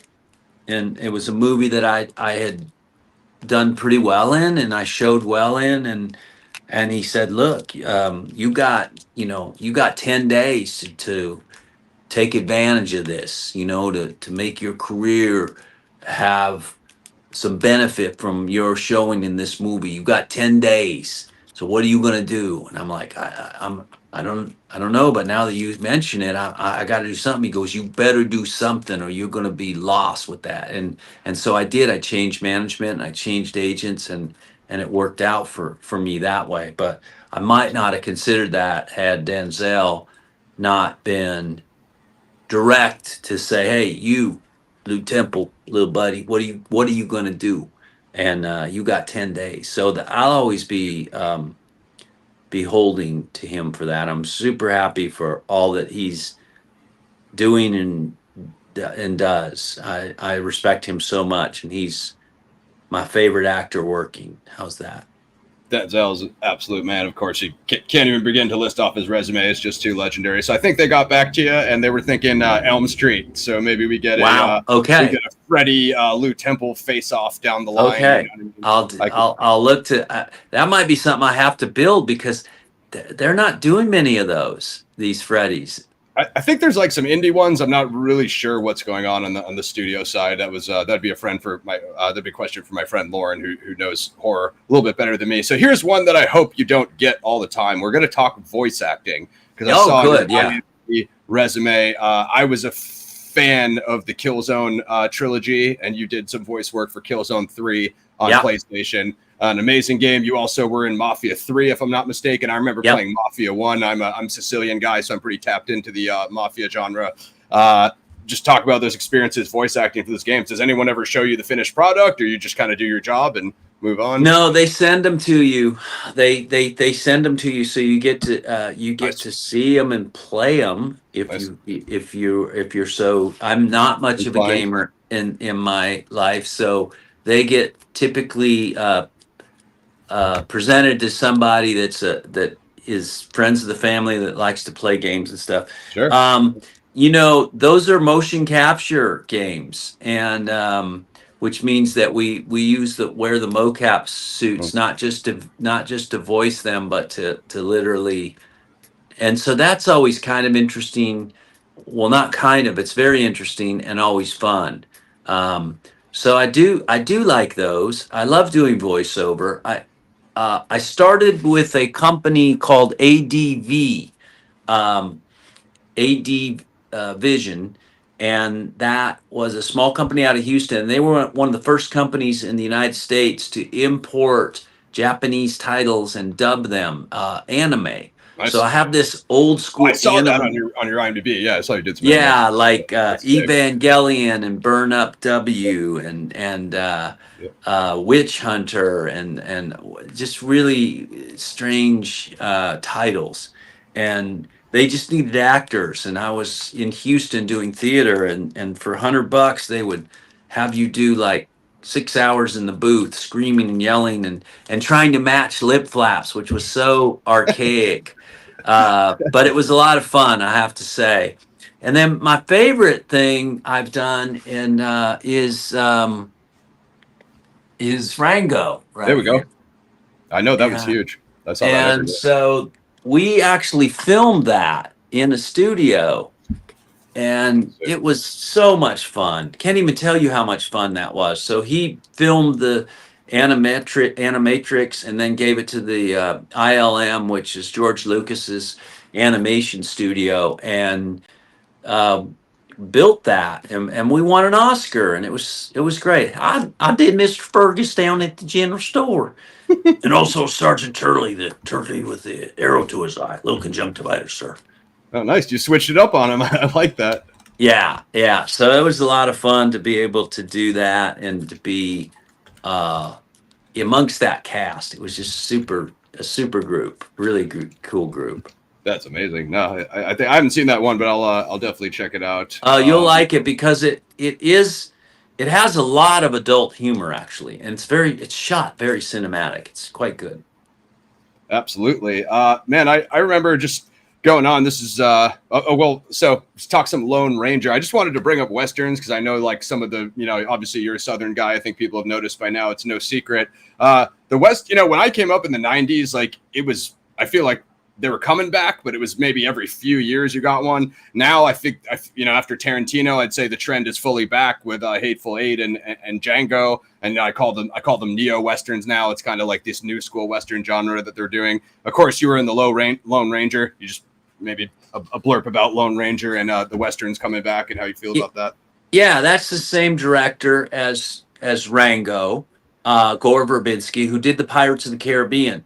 So I was grateful to be asked to do the Lone Ranger. I had met Gore through Keira Knightley. I had done Domino, and she was going off to do this pirate movie, and introduced me to Gore. And I think I might have gotten offered a role by Gore that my agents declined because it would take me out of Hollywood for 2 years down to the Caribbean to make movies, and I don't know. I'd like to think I wished I would have gotten to do those because I love pirate movies. But anyway, he remembered me, and then Rango, of course, I'd worked for him, and then after Rango, we did the Lone Ranger, which was fantastic because I got to go to cowboy camp for like 3 or 4 weeks and just cowboy, and we had nothing to do with the studio. We were just riding and shooting and roping and out on a ranch. And by the time they brought us into film, we were full on hands, and we didn't even want to come to set at that point. But the movie was not critically acclaimed initially. It has since kind of found its audience, and thankfully Europe liked it. But sure, I thought we had killed the Western for Disney, and and so thankfully that we have not. So we've had things obviously with the advent of Yellowstone, and there's so much happening in that Western genre. I never did Deadwood, and I always kind of wanted to, and I don't know why. That being said, I've never done Yellowstone either. So there are some Westerns that escape me, and yet I'll go out and do a horse picture, as we like to call them, at any given moment. So I think they have made a comeback. I just think they're part of America's fabric as the Westerns. Yeah, I mean, as you know, I'm originally from New England, but I've lived in San Diego for almost 10 years now, and I'm just like, I'd probably say that's what I watch mostly now is Westerns. If I'm not mistaken, I heard a rumor that 1883 will have another season, so I think you would be perfect for that. I don't know. I think it's better than Yellowstone. I feel like that's the one I didn't. I auditioned quite a lot for 1923. Yep. Harrison Ford. And I read for Landman quite a bit too. So I feel like at some point I will find myself, or it would seem that I would find myself in the Taylor Sheridan world. I agree. He has a guy named James Jordan who I've done a movie with that he uses in everything as kind of his quirky guy, and that guy might be standing in my way a little bit. But all the best to James because he's a damn good actor and he's great in all these roles. Of course, Lone Ranger, as we said, Johnny Depp, dare I say the GOAT. I know he had a rough patch there, but I never gave up on him. I'm a Donnie Brasco, even all Depp's early stuff. I'm just all about the guy. So I think he's one of the greats. He is. Let's not kid ourselves. He's fantastic, and he works entirely different. He kind of physicalizes his roles and finds their movement and how they walk and how they stand, and then it sort of comes together. Yeah, it's really interesting to watch him work, and he's a really sweet guy. He's a super cool dude. He's just cool. It's a real treat to hang with John Depp. I will tell you that.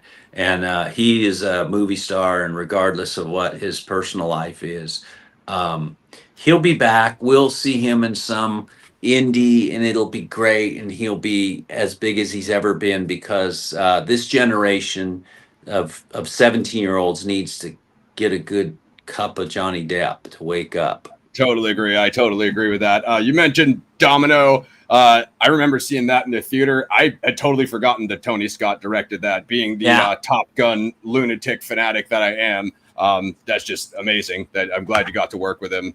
Yeah, Tony was great, and that movie he was kind of exercising his rock and roll demons out there in Las Vegas. That was really fun working. Kira was amazing. Kira was amazing and so young. I think she was only 19 at the time. And Mickey Rourke was great too in that movie. Just coming to him. Mickey Rourke, of course, a legend. Love that. Yeah. Love that. Has so many classic roles from him. Final question. A little birdie named Drew Beeson tipped me off on this one. So I saw that Tarantino had you as land pirate Lew. That's right. Once Upon a Time in Hollywood. Is it true that you got a call from Quentin Tarantino that he was a fan of your work? That's true, and very specifically Unstoppable. He loved Unstoppable. It's one of his favorite action movies, and he felt like my character really landed it, as Denzel had told me, and that he wanted to work with me. And so he called a meeting. I literally went in and met with him, and I got to tell you, Ross, like when I left that meeting, I thought Once Upon a Time in Hollywood was about like Lew Temple. I thought I was the lead of that movie. He was so convincing. And here's the thing that I'm going to write you something. I'm going to write a character and a role for you, but I can't do it unless I know you're going to be there to help me build this. You're going to come, you're going to do that because it's going to be great. It's going to be great. And you're going to be really happy with it. And but I got to know you're going to come. And so I show up with like all these other great actors, and it was like being on the all-star team and not getting to play, and so there wasn't enough work for all of us, but it was an honor to be there. And then at the end of the day, it was just wonderful watching Quentin Tarantino do his thing. Sure. And Leonardo DiCaprio do his thing, and Brad Pitt do his thing. And it was really fun watching them and to be in their rarefied air on those days, working alongside them. And so, sometimes it's in the moment, your ego gets a little banged up, but in retrospect, it's such a, gift to just be there. Right. Absolutely. I mean, maybe one of the last Quentin performances, according to himself, from what he's been saying. Maybe we never know. We'll see. I don't think I'm sure he's such an idea guy. I'm sure there's all kinds of stuff cooking in his head. What if I go do? I would look for him to actually go do, and he loves Westerns. So I would see him go do a Western television series, like 1960s style. That would work for me. Yeah, I've heard him talk a lot about that stuff and how it influenced him. I know you're in Lawless. We're not going to run down your whole resume. You guys can Lew Temple, IMDb. Amazing. Thanks for making the show, Lew. Let's just run your links for them one more time so they know where to find you. Of course, the website's going to go ahead and be lewtemple.online. Lew Temple online, all the swag's there. There's some cool stuff on there that's kind of custom too, like some of my wardrobe I make available for you guys to get in. I do a newsletter, but more than that, I have a subscription ship for $5 on there that you can be privy to all of my auditions and then I outline my approach to what I was trying to do. Here's what I think was needed for this. Here's what I accomplished or did not accomplish, and why I did or did not get cast. So there's kind of a self-evaluation of all my work presented. Of course, we talk about X. I'm Lew Temple actor. When we got started on The Walking Dead, that was kind of the main social media. Facebook was out there, but AMC wanted us to have at that time it was Twitter, and we didn't really get that. So contractually we had to build one. So I just went with Blando Lew Temple actor. I have a Lew Temple Facebook page, Lew Temple actor Instagram, and even TikTok, Lew Temple actor. And then of course we had mentioned the Ace in the Hole, which is my coming of age movie. It's a Texas fish story. And so aceintheholemovie.com. Looks like we're cut out. Hey, we had a spike there, Lou. Hold on Nope. 1 second. Working through the kinks. Okay, you're back. Yeah, not sure where we cut out, but theholemovie.com. aceintheholemovie.com is the crowdfunding campaign. Really needs your help. Really appreciate it. It takes a village, and you're part of that. So, and I'll make you part of that. Don't feel like you're just throwing your money in the air. When you throw your money, it's going to land, and you're going to be part of it. So, thank you, Ross, for having me today. No, you're the man, dude. Really appreciate this. Really appreciate Drew for hooking you up. I'm going to shoot you an email. I think one of my friends might want to do another show with you if you have any interest to promote the Ace in the Hole and stuff. So I will get at you on that. I'm going to stick around, Lou, but I'll let you go so I don't ruin the rest of your day. And you're an absolute legend, man. Thank you for doing this. It's been great. Thanks, y'all. And remember, Ross, 100% of the things you do get done. Thank you, man. Appreciate it. A little Southern wisdom from our man there. So, a little wisdom. All right. Take care, y'all. Be good. Later, man. Bye. Really appreciate it. All right, guys. There is Lew Temple. He is Walking Dead. He is The Devil's Rejects, Adam Banjo. He is Axel on The Walking Dead, which I just said. He's also Psycho Head in 31. You can go, you guys probably missed the crowdfunding campaign, but we went big with Rob Zombie on that. So, yeah, go check out 31 on streaming. Unstoppable, you know, he was in there with Denzel. I'll do a real quick Q&A, guys, just if anything else for me. But aceintheholemovie.com, all of Lew's links will be in the description. At Lew Temple Actor on Instagram, and then I believe it was lewtemple.online. But aceintheholemovie.com is up there on Indiegogo. Sorry, but my brain's a little bit spent after the 2-hour interview. Shout out to everybody who came through. Epic King, Slipknot, special major shout out to Drew Beeson for hooking that up. Of course, go subscribe to him at Drew Beeson and Missing Persons, author of Sighting In on the Zodiac and the Paratrooper of Fortune about Ted Braden for the DB Cooper heads among you. I would actually like if you guys would go ahead and check out Out of Bounds by Drew Beeson, which is actually about the Yuba County 5. The anniversary, I believe, is next week. Is that the 24th, Drew? Hopefully I don't butcher that. I'm not as versed in that case as you, but an extremely interesting missing persons case, which went down in February of the mid, was it 70s, 75, 76? You guys can feel free to check me in the chat. Go follow Lew on social media. Check out his movies. He referenced the couple baseball movies in the beginning. And of course, most of us have already seen the season 3 of Walking Dead. But if you haven't seen Devil's Rejects, Halloween 31, I would definitely go check out those. Big shout outs to Rob Zombie. Pretty much banged out all my notes. Appreciate the input from you guys and the good questions, especially major big shout out to Drew. Of course, this is volume 3 of the Actor series. You can go check out the first one, which was John Philbin of Point Break, which you guys know I'm a fanatic fanboy of. Tombstone, you know what I mean? And shout out to Drew and Patty for coming through, holding us down in the chat. I have just, if you want to move on to PXF news, I have just done my review of The 10th Victim. It is an Italian grindhouse science fiction film with some Most Dangerous Game elements. It's on my Patreon. You can go over there and subscribe to that. And the county, Yuba County 5 was in 78. Thank you, Drew. So go check out that. I posted the trailer in the post section here on YouTube. We're going to have more polls and things of that nature on the best vigilante movies, maybe some Zodiac stuff when I feel like it. Next week, we are doing the Falling Down review. Michael Douglas, Robert Duvall. Falling Down's a vigilante classic. Absolutely love it. 90s film. So Gaz will be back for that. Myself and Mosh Shinobi. But yeah, go check out The 10th Victim. It's free to watch on Tubi. Very interesting. Some comic book references, some other, possible influences on the Zodiac. I won't go in all of them here, but supposedly it ran during November 68, which is an interesting timeline leading up to the Lake Herman Road ambush attack activity. So I think that's it for me, guys. Again, major shout outs to Lew Temple.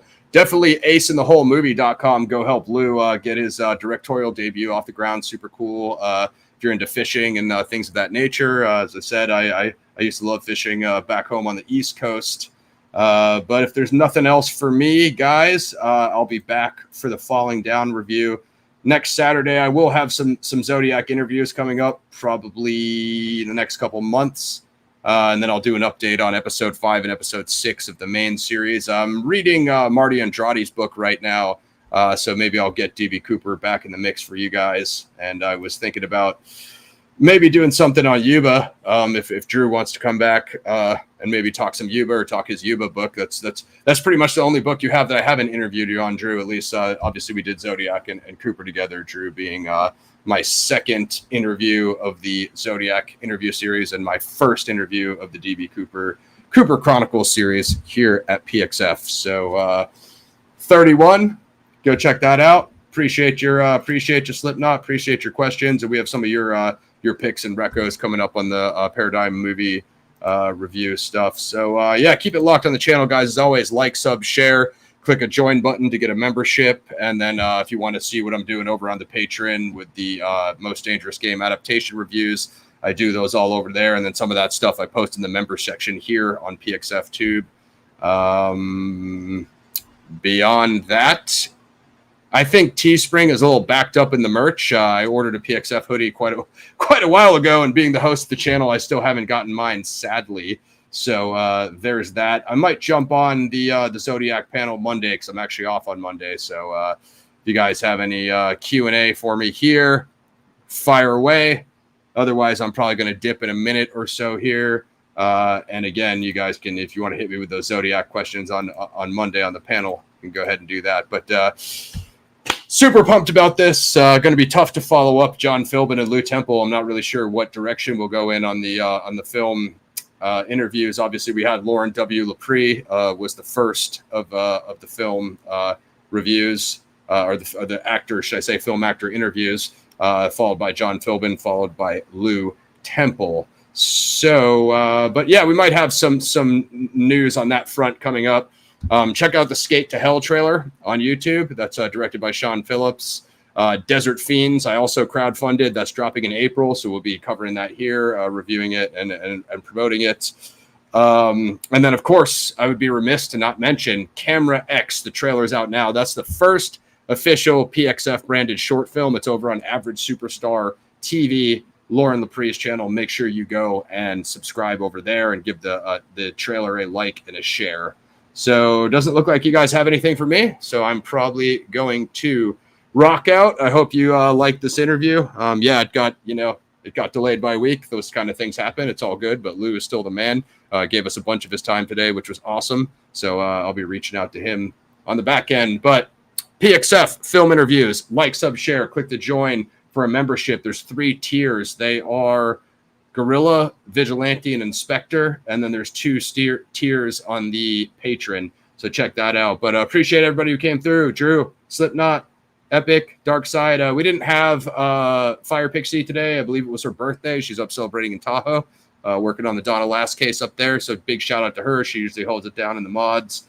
And we'll see what's going down with these UFC fights. I think the card is about to start right now. So I think that'll do it for me. You guys are kind of just chilling. We'll do some Zodiac Q&A on Monday. I have some things to address in the community and get some things off my chest. Major shout out to Fire Pixie. Definitely big happy birthday to her. Hopefully we'll have her back next week when we do Falling Down. What do you guys think on Falling Down? Or shoot out your ratings to any of these Lew Temple's Rob Zombie movies, albeit Devil's Rejects, 31, Halloween.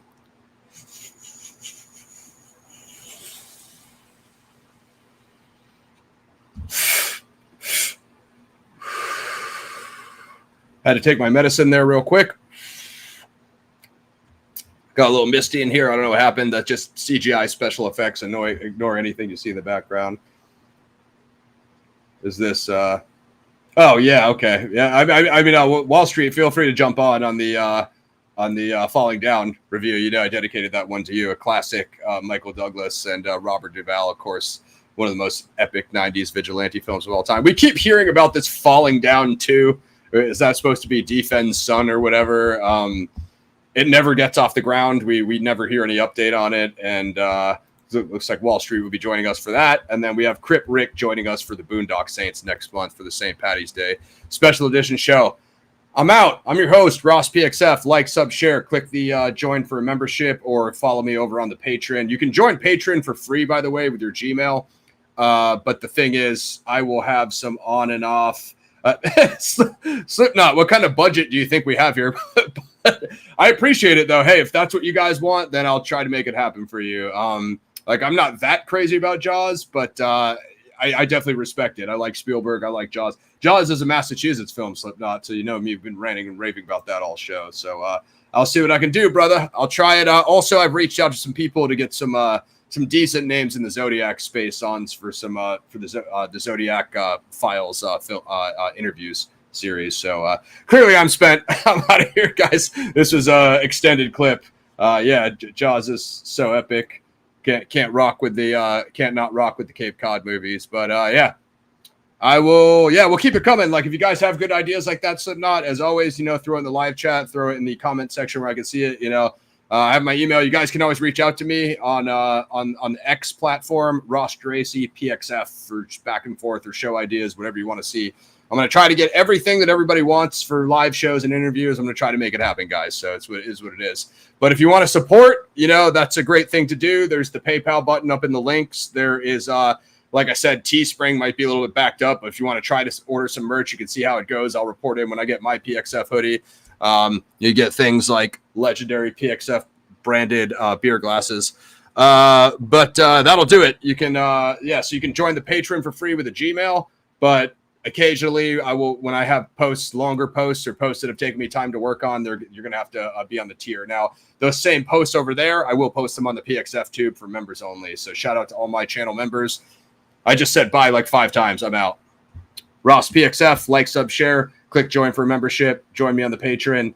Get some merch on spring. Shout out to everybody who came through. Amazing interview. Big shout out to Lew. Guy is the man. Just an amazing career, an amazing horror career. He's been doing some cool Westerns. I want to catch up with some of his new stuff. And major shout out to Drew Beeson. Make sure you subscribe to his channel, Drew Beeson and Missing Persons. Ross PXF, I'm out. See you next week for